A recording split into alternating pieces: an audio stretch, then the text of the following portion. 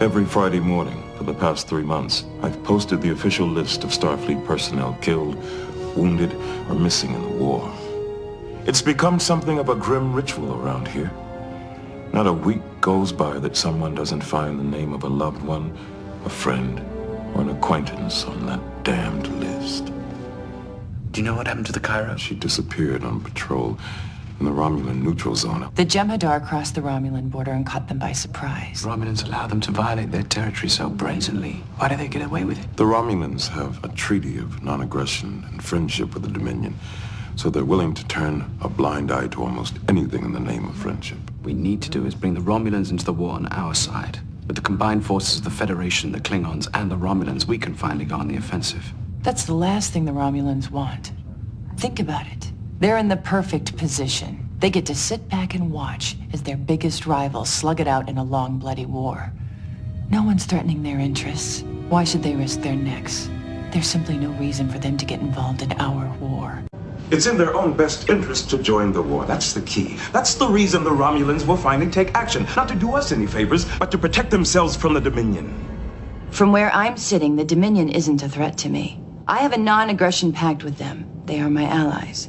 I've been watching them very closely since the beginning of the war, and so far, they've kept their part of the bargain. They're violating your territory almost every day. What kind of an ally is that? You can't be naive enough to think that the Dominion is going to stop with the Federation. When they're finished with us, they're coming after you. That's speculation. The Founders see it as their sacred duty to bring order to the galaxy. Their order.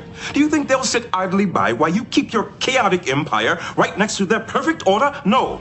If you watch us go under, then what you're really doing is signing your own death warrant. But before I plunge my people into a conflict that will kill millions of loyal Romulan citizens, I need something more concrete than the self-serving argument of a Starfleet officer.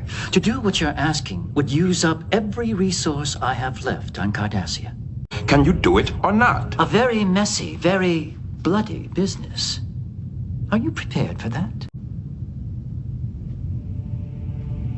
I posted my 14th casualty list this morning. I'm already involved in a very messy, very bloody business. And the only way I can see to end it is to bring the Romulans into the war.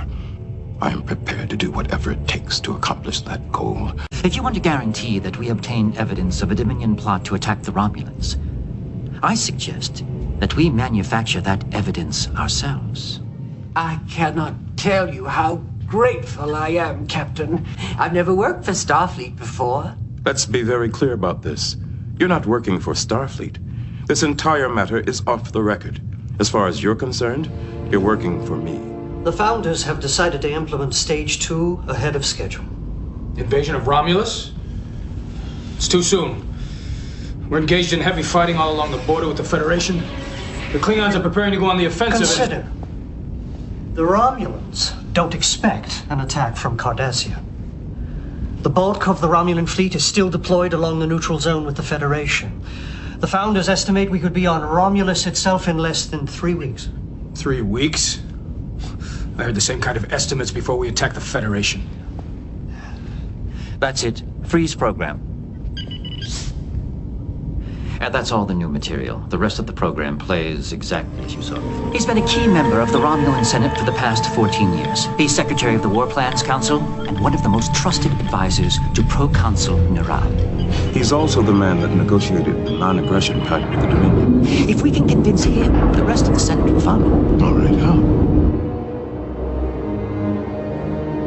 10 days from now, Senator Dreenek will be making a trip to Sakara for a diplomatic meeting with Wei Yun. I am certain that he can be persuaded to make a secret detour